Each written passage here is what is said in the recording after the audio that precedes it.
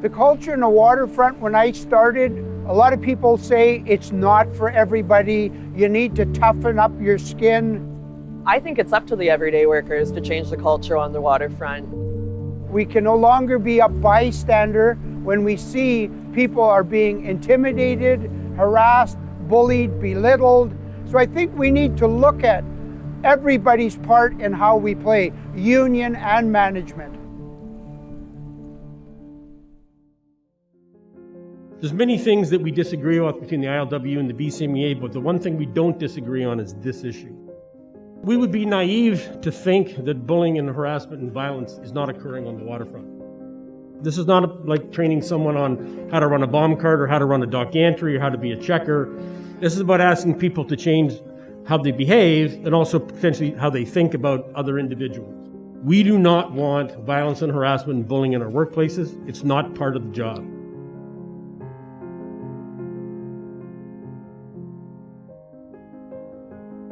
So the regulations are changing, requiring this training, but we wanted to change the culture. We just don't want to do the regulatory minimum. He said, I can guarantee majority of us sitting in this room today know somebody that's been affected by violence or abuse. And by remaining silent, we basically condone these acts of violence and abuse to continue to take place.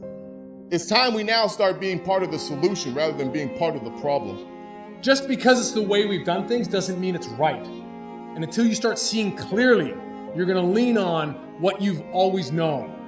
And the beautiful thing about this program is we're going to hear from other people, learn from other people, and be exposed to new ideas. So we can start stepping back from the way we've always known things to be and see things a little clearer. And it's changed lives. It's given people the courage to stand up for each other, to have the ability to live up to our guiding principle number 3, which is no matter your race, your creed, your religious orientation, your sexual orientation, you're welcome.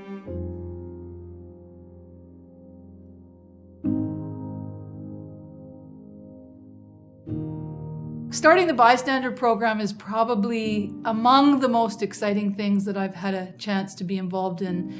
I saw the work of a fellow by the name of Jackson Katz a few years before we started the Bystander program, and he was starting to make inroads into a few of the professional sports teams in the US, but we wanted to turn masculinity on its head and to train football players that had a platform with boys and men to speak about the importance of men speaking up about this. So imagine the social change that's possible if we can tap into the vast majority of good men to speak to the minority of men who commit violence, or to speak to their brothers to say, we need to make this socially unacceptable. That is social change, and that is what we've been doing for the last 10 years, and it inspires me as much today as it did then. Over the history of time, our demographics have changed dramatically from all men to a wide variety of workers.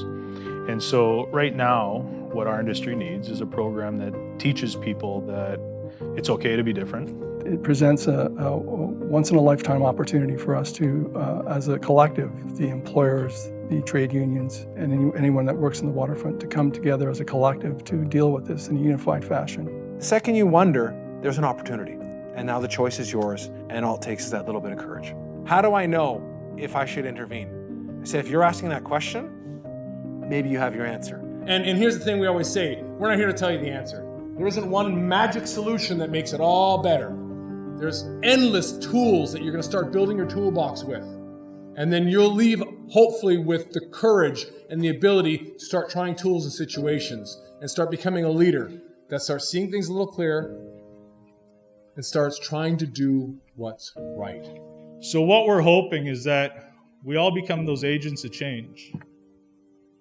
There's a saying that most of us know, be the change that you want to see. Well, this is the start of it. For me, for our union, that's the best thing, like to get this education out there so everybody knows that to lift people up and to help them is a betterment to our union, is a betterment to our cause. But it's something that can't stop. We have to put it into play. We have to talk to our kids. We have to talk to our loved ones. We have to be the agents of change. Being able to be more than a bystander gives that inner confidence and inner satisfaction that you're being part of a positive change. And then as you do that, you become a leader for others. And then others do it and the ripple effect happens, and that's when the whole culture starts shifting in the right direction. What we're looking to achieve here is a safe, inclusive, supportive environment. That's the hope of the program.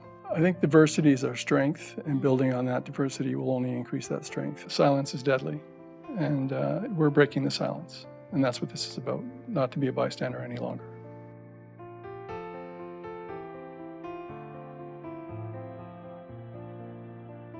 If you see or hear something that you know is wrong, speak up. No one deserves to be treated badly.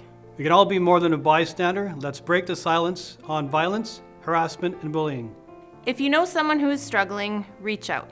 The power is in your hands to speak up when you see something is wrong. It's in all of us to create a positive change and break the silence around harassment and violence in our workplace. Everyone has a role in creating safety at home, at work, in our communities. Be part of the solution, not the problem. The ILWU prides itself as being a family, and we live by the motto, an injury to one is an injury to all. Something is better than doing nothing. And one of my favorite quotes from Martin Luther King is in the end, we may not remember the words of our enemies, but the silence of our friends. Let's use our voice and break that silence and be the change that you want to see. That's truly what this is about.